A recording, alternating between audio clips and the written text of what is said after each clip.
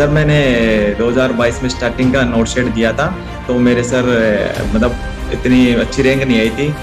कम 1700-1800 के लगभग हुआ था सर। तो उस टाइम पे मेरे को अलॉट नहीं हुआ था कुछ भी। घर से फोन आता था मम्मी और का, तो बोलती थी कि तो अब कितने दिन हो गए गाँव आए हुए, तो आता जा। तो फिर मैंने तो एक ही जवाब देता था, मैं सर मैं जब तक सिलेक्शन नहीं होगा ना, जब तक अब कहीं नहीं जाऊंगा मैं।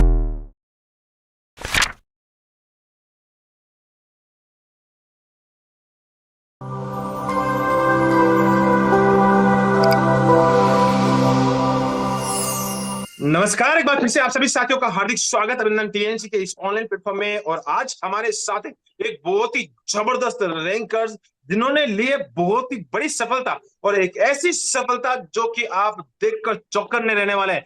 एक ऐसी मेहनत जिसको आप देख के आप भी सोचने वाले हैं कि यार ऐसे भी कोई मेहनत होती है। तो आज हमारे साथ एक बहुत ही जबरदस्त रैंकर जिनकी रैंक है 79। तो सबसे पहले तो बहुत बहुत बधाई और शुभकामनाएं हरविंदर सिंह जी।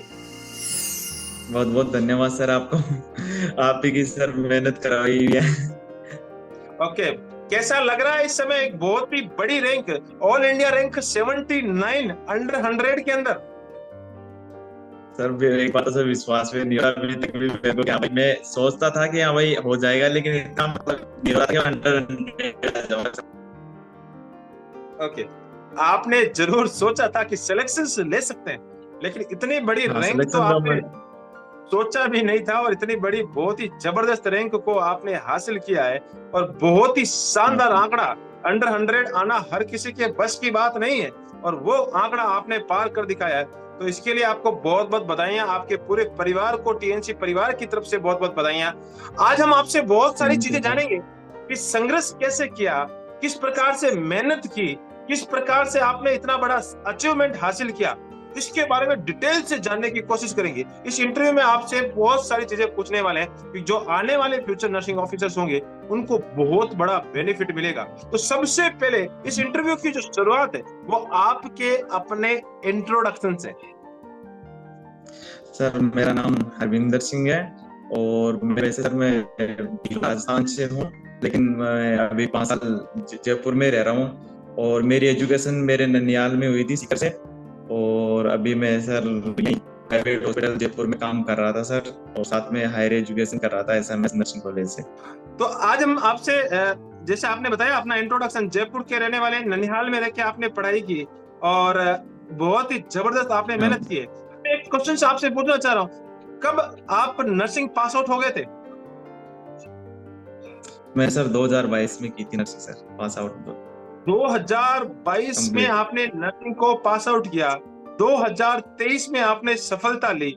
उसके बीच में क्या क्या किया आपने? सर मैंने 2022 में स्टार्टिंग का नोट शेड दिया था।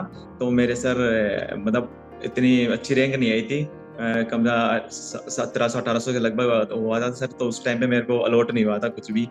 और सर मैंने अभी 3 जून का पेपर लगा था उस सिनेरियो बेस वाला, उसमें सर मैंने कुछ मतलब पॉइंट में रह गया था, मतलब ऐसे कम 43 कुछ ऐसे पासिंग भी नहीं हुआ था उस टाइम पे तो सर। और अब की बार सर मेरे अच्छी रैंक के साथ हो गया सर अब की अरे बार तो। क्वालिफाई भी नहीं हुए थे, और क्वालिफाई भी नहीं हुए तो मेहनत तो सच में, मेहनत तो हर बच्चा करता है, लेकिन लेकिन सर मैंने मेहनत पे सफलता। कंटिन्यू रखा सर। कंटिन्यू रखा सर मैंने ना, मतलब ऐसे नहीं सोचा कि मैं क्या भाई नहीं हुआ तो कोई दिक्कत नहीं है, मैं लेकिन बस कंटिन्यूटी ज्यादा मेंटेन रखा सर मैंने, इसलिए। एक चीज मैं और जानना चाह रहा हूँ कि बहुत सारे बच्चों के कमेंट्स आए थे, कमेंट्स में ये पूछते हैं कि जो टॉपर्स जो बनते हैं, क्या वो फर्स्ट ईयर, हम्म। सेकेंड ईयर, थर्ड ईयर और फोर्थ ईयर में क्या क्लास के टॉपर्स होते हैं या एवरेज स्टूडेंट्स होते हैं? उसके बारे में बताएं कि आप क्लास के अंदर कैसे स्टूडेंट्स थे। सर क्लास में सर मैं एवरेज स्टूडेंट था, इतना टॉप भी नहीं था इतना लोअर भी नहीं था, एवरेज स्टूडेंट था। और हमारे तो सर मतलब ऐसे थी क्लास में, मतलब ऐसे क्लास में तो ऐसे लगते थे कि वो क्लास वाले के भाई ये कहाँ पास होंगे, कहाँ पढ़ने वाले हैं, ऐसे मतलब ऐसे लगता था, मतलब लोग सोचते थे, लोगों की सोचती। लेकिन हम हमारे रिजल्ट में भी हम अच्छे से रहते थे। और अभी भी सर बढ़िया ही हो रहा है सर सब कुछ। शायद जब आप कॉलेज लाइफ में रहे होंगे, बैक बेंचर रहे होंगे, और बैक बेंचर को हमेशा एक टैग मिलता है हाँ कि सर भैया ये बिल्कुल पास बिल्कुल। होंगे, पास होंगे या नहीं। तो ये चीजें हमेशा लाइफ के अंदर हाँ रहती रहती है, और वो चीज हाँ आपके साथ भी ये मुझे लगता हाँ है हुई होगी। बैक बेंचर क्या कर रहे हैं और पास बिल्कुल होंगे बिल्कुल। होंगे।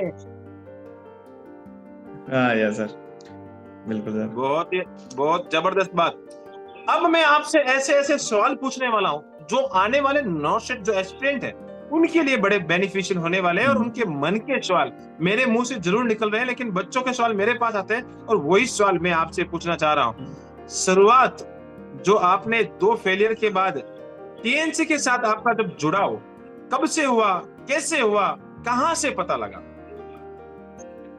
सर मैं टीएनसी का था स्टार्टिंग में, तो सर एक मेरा दोस्त था विवेक नाम से।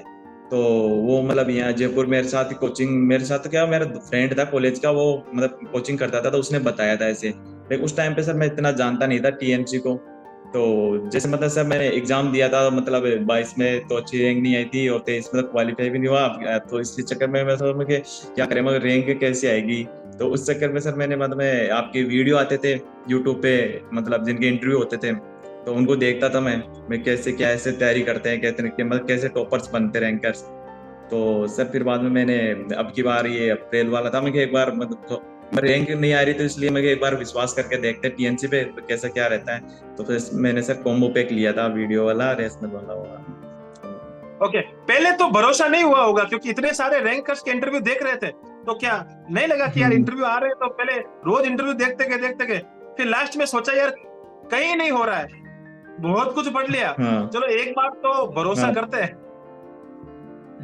यस सर, मैंने यही सोचा था मैं एक बार भरोसा करके देखते हैं मैं क्या होता है। मैं थ्योरी और ये मतलब थ्योरी मैंने अच्छे से पढ़ ली थी, और मैंने सर मतलब एमसीक्यू भी मतलब सेल्फ निकालता था, बढ़िया से निकाल दिया था। लेकिन फिर बाद में सर मतलब जैसे अच्छी प्रैक्टिस नहीं हो पाई, मतलब जैसे रैंक वाली प्रैक्टिस नहीं हो पा रही थी, वो सर आपसे मिली, टीएनसी से मिली सर मेरे को। ओके, भाई ठोकरें खा ली थी, इतनी ठोकरें खाने के बाद इंसान थक जाता है, इंसान थकने के बाद ये सोचता है कि यार ये भी एक्सपेरिमेंट कर लिया जाए, तो वो आपने एक्सपेरिमेंट किया, और वो एक्सपेरिमेंट नहीं, वो हाँ आपको बिल्कुल सही चुनाव था। आपने अगर पहले ही ज्वाइन कर लिया होता तो शायद ये ठोकरें नहीं खानी पड़ती और बिल्कुल 101% सिलेक्शन हो जाता। लेकिन अब मैं बात करना चाहता हूँ बहुत जबरदस्त टीएनसी के एक्सपीरियंस के बारे में। आपने जब शुरुआत की, पहला एग्जाम दिया, कौन सी रैंक आई थी आप? सर मैंने पहला एग्जाम दिया था, तो सर मेरे प्री का दिया था, तो उसमें तो सर मेरे 4,500 समथिंग रैंक आई थी।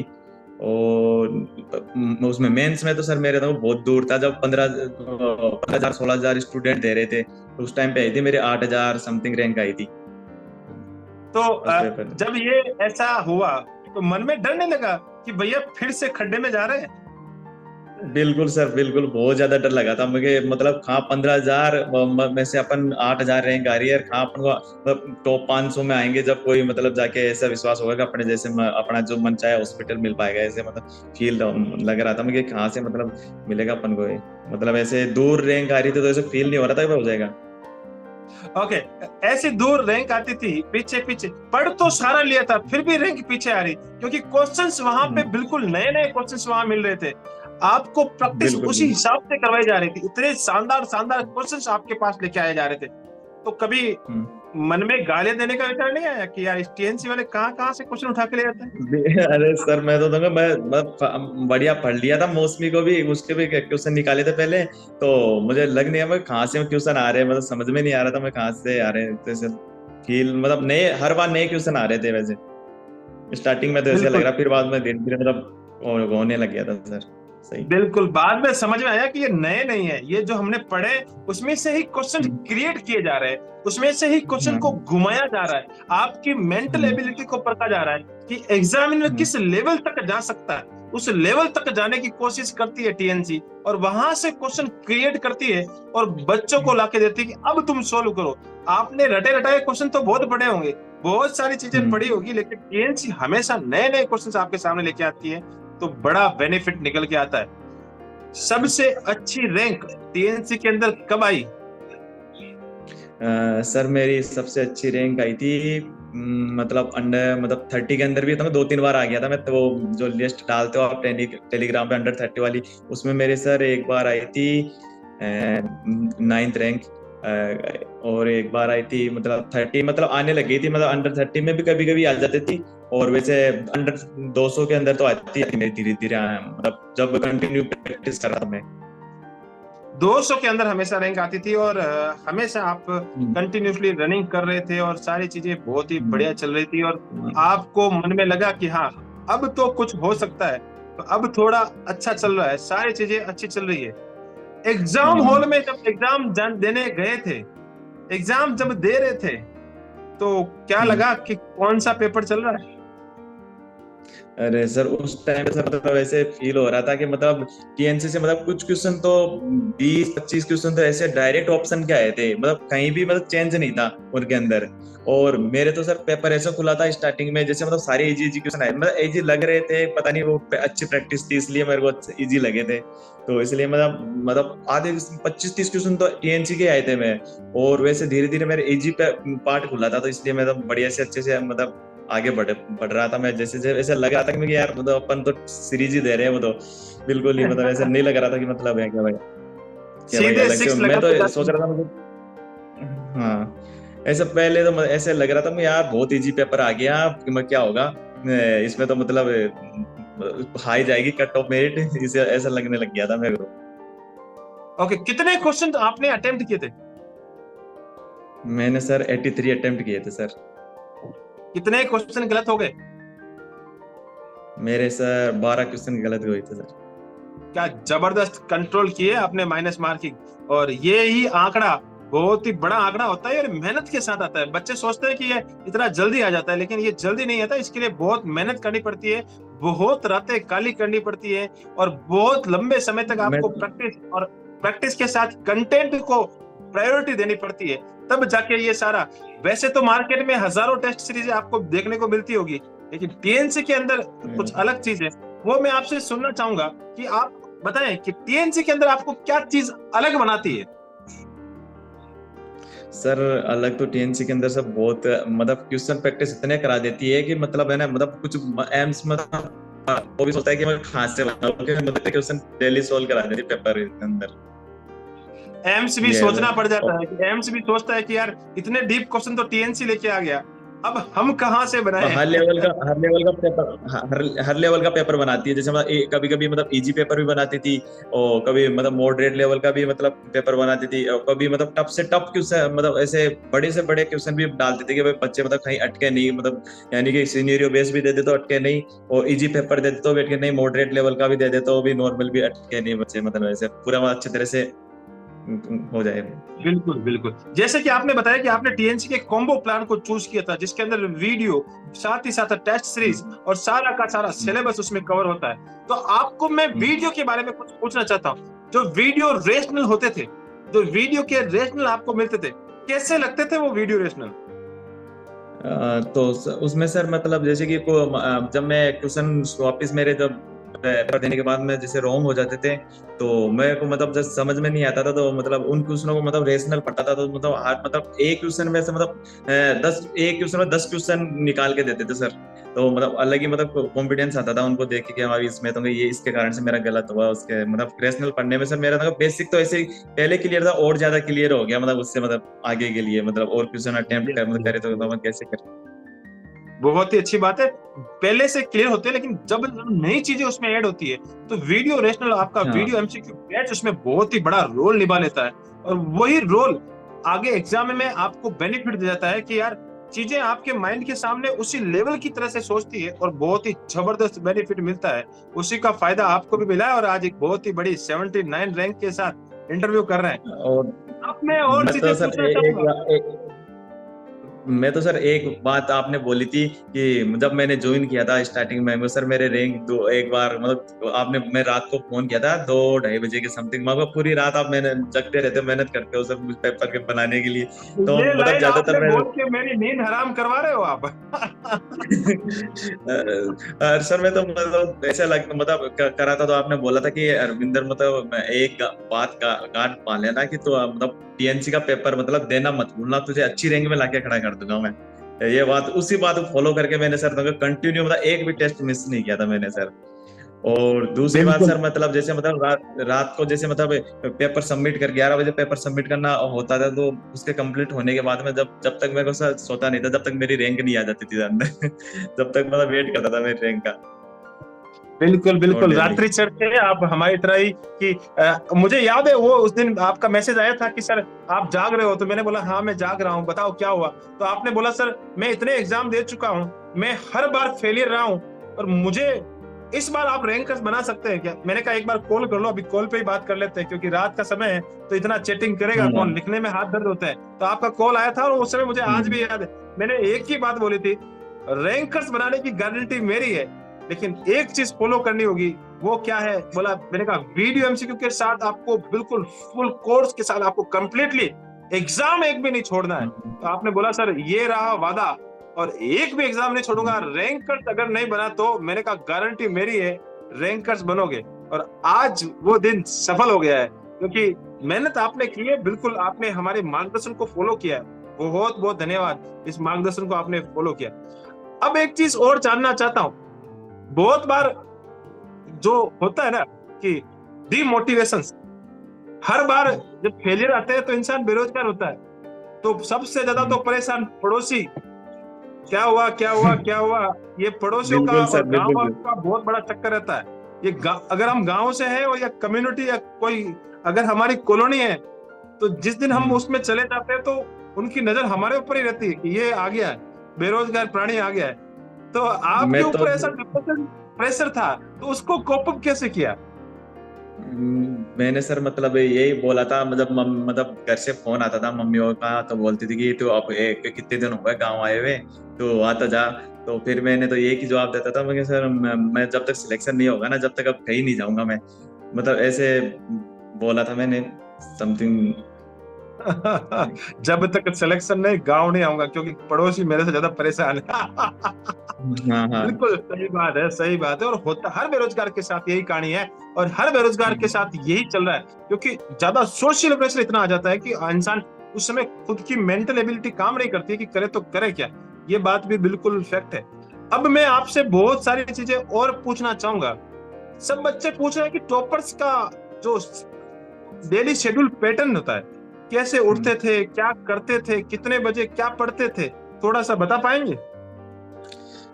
सर मैं जैसे सुबह उठता था, 6 6:30 6 बजे उठता था। तो सर मेरा शेड्यूल ये रहता था, जैसे कि मतलब जो टीएनसी के पेपर दिए थे, और जो रेशनल में जो मैंने नोट्स बनाए थे, तो मैंने सिर्फ मतलब जैसे सुबह उठा, एक तो जैसे पेपर दिया, उसके बाद पेपर सॉल्यूशन करता था कि मेरे नेगेटिव कितने हुए, और उसको मैं मेरे मतलब कॉपी में लिख लेता था। और लिखने के बाद में सर मैं जैसे कि रात को सोते टाइम पे एक बार रिवाइज कर लेता था मैंने। फिर मैंने सुबह उठा, सुबह उठते एक बार फिर से रिवाइज कर लेता था। और पहले जब टेस्ट स्टार्ट करता था उससे पहले भी मैं 3 3 बार रिवाइज कर लेता था मैंने, मतलब दिन में 3 बार रिवाइज करके फिर बाद में पेपर देता था, तो मतलब 3 बार में ऐसे फिट हो जाता था, मतलब दिमाग में वापस भूलने की मतलब पड़ती नहीं थी कि भाई अब भूल जाएंगे अपन। और उसके बाद भी पेपर में ऐसे क्वेश्चन आ जाते थे कि चला ये तो सब पढ़ने के बाद भी नहीं आ गया। हाँ सर, बिल्कुल आते थे सर, बिल्कुल आते थे नहीं। वो मेहनत का नतीजा होता है, टीएनसी उसने मेहनत करती है, ऐसे ऐसे क्वेश्चन आपके समक्ष लेके आती है, जो कहीं पे भी आपको नहीं मिलेंगे, और वो मैंने नहीं क्वेश्चंस सुने आपको दिए सर, जाते हैं। मैंने नहीं सुने सर आपके जो क्वेश्चन आपने कराए, तो मतलब टीएनसी मतलब सीरीज के अंदर वीडियो रेशनल में इनमें, तो आप मैंने सुना नहीं था कि भाई ऐसे सारे practical based hospital based question थे पूरे। बिल्कुल बिल्कुल, और बिल्कुल ये सारे हर तरीके से बच्चों को तैयार करना पड़ता है, तब जाके आप जैसे रैंकर्स बनते हैं, क्योंकि मेहनत उसी लेवल तक करवानी पड़ती है, और उस मेहनत के लिए रात भर जागना पड़ता है, और रात भर जाग के ही आज आपके इस परिणाम में जो सफलता है वो उसमें ऐड होती है, और बहुत जबरदस्त परिणाम मिलता है। आज हम लास्ट में मेरा एक सवाल आपसे, बहुत ही जबरदस्त सवाल है, कि जैसे आपने देखा, बहुत सारे इंटरव्यू देखे, और उसके बाद आपने ये निर्णय लिया कि यार इतनी बार फेलियर हो गए हैं, और उसके बाद आपने सोचा कि यार अब फेलियर के बाद ज्वाइन कर ही लेते हैं, तो बहुत सारे बच्चे आपके इंटरव्यू को भी देख रहे होंगे इस समय, इंटरव्यू देख के कि भैया ये तो मेरे जैसा ही आदमी है। आपके जैसे भी बहुत सारे लोग इस इंटरव्यू को देखेंगे, तो उन लोगों के लिए, और आपके जूनियर्स, आपके कलीग्स, वो सारे बच्चे इस समय आपको देख रहे होंगे, तो उन बच्चों के लिए आप क्या सजेशन देना चाहेंगे। मैं तो सर यही सजेशन देना चाहूंगा कि मतलब मेहनत है ना, कंटिन्यू करनी चाहिए, और मतलब ब्रेक नहीं देना, और कंटिन्यू रहना चाहिए, तो सफलता एक दिन जरूर मिलेगी। मतलब छोड़ना नहीं है तैयारी हो। छोड़ना नहीं है, जब तक तोड़ेंगे नहीं तब तक छोड़ेंगे नहीं, तब तक हमेशा मेहनत करते रहना है, टीएनसी के कॉम्बो प्लान के साथ आगे बढ़ते रहना है, सफलता निश्चित होने वाली है। जैसा कि मुझे पता है कि आपने अभी एम्स का अलॉटमेंट लिस्ट आ चुका है, और रियल में एक आपने जो चूज किया है उसके बारे में बताइए, कौन सा चीज आपने इंस्टीट्यूट को चूज किया है? NIRT दिल्ली। ओहो, बहुत ही टैलेंटिव दिमाग लगा लिया आपने, NIRT वाला इंस्टीट्यूट चूज किया है। इसके पीछे मैं जानना चाहूंगा कि आपके सामने सारे एम्स थे और ये सारी चीजें होते हुए भी आपने ऐसे इंस्टीट्यूट को चुना जहां पे बच्चों को पता भी नहीं होगा इसका फुल फॉर्म, और वो आपने चुना है, तो कुछ तो उसके पीछे राज है, वो भी जरा सारे बच्चों को बता दे, क्योंकि आने वाले फ्यूचर नर्सिंग ऑफिसर्स के लिए ये राज बहुत ही जबरदस्त होने वाला है। एक तो सर मतलब मेरे दोस्त लगा हुआ है, तो बता रहा था कि मतलब अच्छे से सर मतलब जल्दी, एक तो प्रमोशन जल्दी मिलता है और इतना वर्कलोड भी नहीं है, और अपन जैसे आगे की पढ़ाई भी मतलब अच्छे से कंटिन्यू करते हैं सर। बहुत ही, मैं इस इंटरव्यू के माध्यम से, आपने तो थोड़ा शॉर्ट के अंदर बताया, लेकिन मैं आप सब बच्चों को थोड़ा लॉन्ग के अंदर बता देना चाहता हूँ कि यहाँ पे हरविंदर सिंह जी ने बड़ा दिमाग लगा लिया। उन्होंने ये सोचा है कि भैया, एक तो सबसे बड़ी बात है दिल्ली के अंदर जाना है, दिल्ली में सारे हॉस्पिटलों में वर्कलोड होता है, और वो हॉस्पिटल एक ऐसा है कि जो नया सेटअप है, और नए सेटअप में आपने बहुत ही जबरदस्त तरीके से कमाल करके दिखाया है, और वो आने वाले फ्यूचर में आपने सोच लिया कि प्रमोशन जल्दी से हो जाएगा, प्रमोशन को आपने ध्यान में रखा है, और ये बहुत ही जबरदस्त बात है।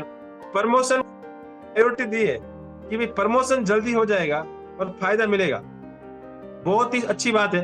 अब लास्ट में मेरा आपसे जो आपने सवाल पूछना था वो तो मैंने पूछ लिया, सजेशन क्या देंगे, वो सजेशन तो आपने दे ही दिए, कंसिस्टेंसी के साथ चलेंगे तो पक्का सिलेक्शन होगा ही होगा। आपने इस सेशंस को अटेंड किया, इस सेशंस में अपने आपने एक्सपीरियंस शेयर किए, उसके लिए बहुत बहुत धन्यवाद। आप हमेशा ऐसे ही अपना नाम, अपने माता पिता का नाम, जिस धरती से आते हैं उस धरती का नाम, साथ ही साथ जितने भी गुरुजनों से आपने पढ़ा है उन सारे के सारे गुरुजन जो कि आपको पैदा होने से आज तक इस सफलता तक लेके आए, उन सारे के सारे गुरुजनों का नाम और साथ ही साथ टीएनसी का नाम हमेशा रोशन करते रहे। जय हिंद, जय Bharat and Vande Mataram. Thank you so much.